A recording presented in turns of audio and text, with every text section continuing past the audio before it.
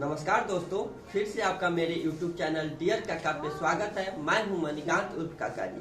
पिछले क्लास में हम लोग पढ़ चुके हैं नंबर्स के बारे में। हमने पढ़ा हुआ है natural number, whole number, even number, odd number. इस क्लास में जो हम लोग पढ़ाई करेंगे कंपोजिट नंबर यानी कि भाज्य संख्याएं और प्राइम नंबर यानी कि अभाज्य संख्या।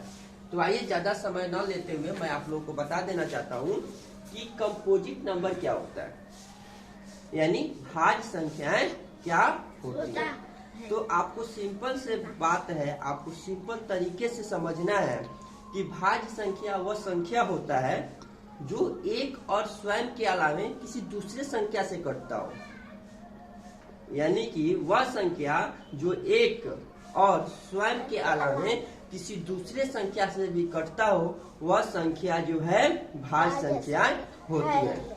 इसको आसान तरीके से समझें तो आप इसे ऐसे बोल सकते हैं कि composite numbers is that number which has more than 2 factors. क्या बोला मैंने? Composite number is that number which has more than 2 factors, यानी कि कंपोजिट नंबर्स वह नंबर्स है जिसके पास 2 या 2 से अधिक क्या है, बोलो? नहीं, कंपोजिट नंबर जो है 2 या 2 से अधिक संख्याएं से कटता है। समझ गए? क्या समझा? बताओ।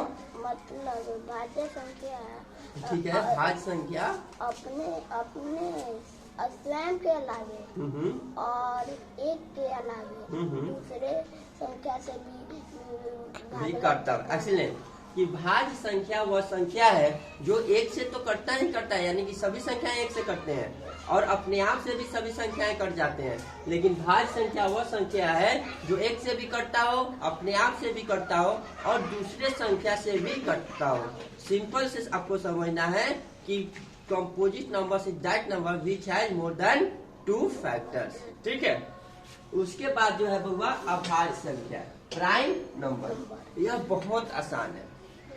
प्राइम नंबर के बारे में आपको समझना है कि prime number is that number which has only 2 factors 1 and it their self. कि प्राइम संख्या है वह संख्या है जो एक से कटता है और अपने आप से कटता है, इसके अलावा किसी दूसरे संख्या से नहीं कटता है।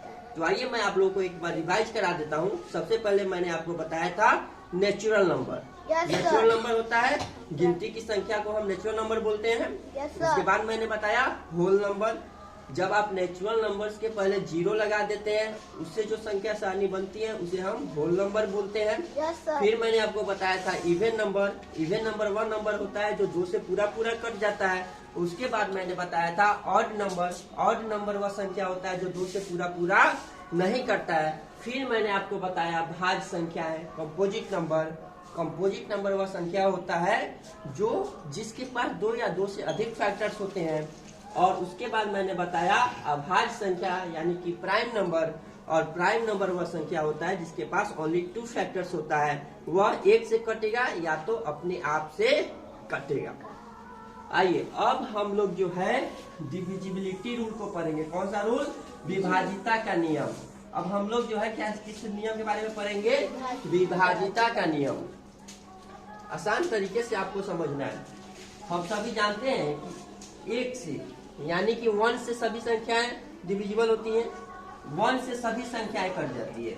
ठीक है। Yes sir. 2 के बारे में हम लोग जानेंगे। कैसे समझेंगे कि कोई संख्या जो है 2 से पूरा कट जाएगा। 2 से कटने वाले सभी संख्याएं को जो है हम लोग कैसे समझेंगे। ठीक है। बुआ थोड़ा सा साइड हो जाइए, इधर आ जाइए।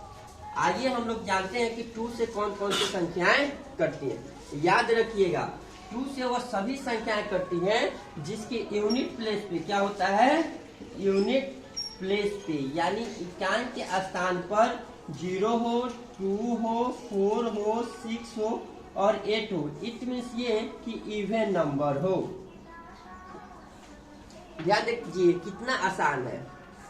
2 से वह सभी संख्याएं कट जाएंगी यदि इकाई के स्थान पे 0, 2, 4, 6, 8 में से कोई भी एक डिजिट है तो वो 2 से पूरा कट जाएगा, चाहे वह संख्या कितना भी बड़ा क्यों ना हो।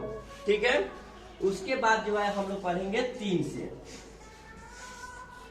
आप लोग सोच रहे होंगे कि ये बहुत आसान नहीं है, तो आइए मैं आपको बता देना चाहता हूँ। 3 से वह सभी संख्या कट जाएगी यदि ये उस संख्या को आप ऐड करेंगे और 3 से डिवाइड करेंगे, यदि वह पूरा पूरा कट जाता है तो। जैसा कि आप देखिए, मान लेते हैं, मैं इसको मिटा देना चाहता हूँ। हम लोग पढ़ रहे हैं 3 का विभाज्यता का नियम। किसका विभाज्यता का नियम? 3 का। Yes, divisibility rule of 3। मान लेते हैं कि आप कोई संख्या लेते हैं 343। आपने एक संख्या लिया 343, 343। क्या संख्या लिया आपने? 343। अब आपको करना क्या है, इस 343 को जोड़ना है। 3 + 4 + 3 यानी कि 3 4 7 3 10। अब आप 10 से डिवाइड कीजिएगा 3 से, तो क्या यह पूरा पूरा कटेगा? यह पूरा पूरा नहीं कटेगा, इसलिए जो है यह संख्या 3 से डिविजिबल नहीं है। यानी कि 343 जो है 3 से पूरा पूरा नहीं कटेगा। वहीं इसको जोड़ने पे जो है यह 3 से पूरा पूरा कट जाता, तो हम समझते कि यह 343 पूरा पूरा कट जाएगा। मान लेते हैं कोई हम संख्या लेते हैं, क्या चीज है हम आपके सामने अभी लिखकर बता रहे हैं। एक मिनट ध्यान दीजिएगा आप लोग।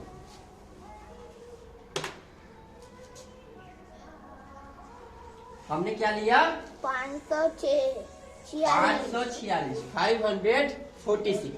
अब हमको जांच करना है कि यह 546 जो है 3 से डिविजिबल है या नहीं है। यानी 546 3 से पूरा पूरा कटेगा या नहीं कटेगा। तो हमारा क्या है प्रोसेस? फर्स्ट स्टेप जो है हम लोग इसको ऐड करेंगे। 5 + 4 + 6 ऐड करने पर हमारा कितना आया? 6 4 10 10 5 15। अब देखिए क्या आया? 15। अब 15 में जो है हम लोग 3 से डिवाइड करेंगे। क्या करेंगे? 15 को 3 से डिवाइड करेंगे, तो 3 5 जा 15। 5 बार में जो है 15 पूरा पूरा कट जा रहा है। तो हम समझेंगे कि 546 यानी कि 546 जो है 3 से पूरा पूरा डिविजिबल है, यानी कि 3 से वह पूरा पूरा कट जाएगा। मैं आशा करता हूँ कि आपको समझ में आ गया होगा। Yes sir. स्टेप याद रखना है कि 3 से वह सभी संख्या कट जाएगी यदि उस संख्या को जो है हम 1 by 1 करके ऐड करेंगे और उसको 3 से डिवाइड करेंगे, तो वह संख्या जो है 3 से पूरा पूरा कट जाएगा।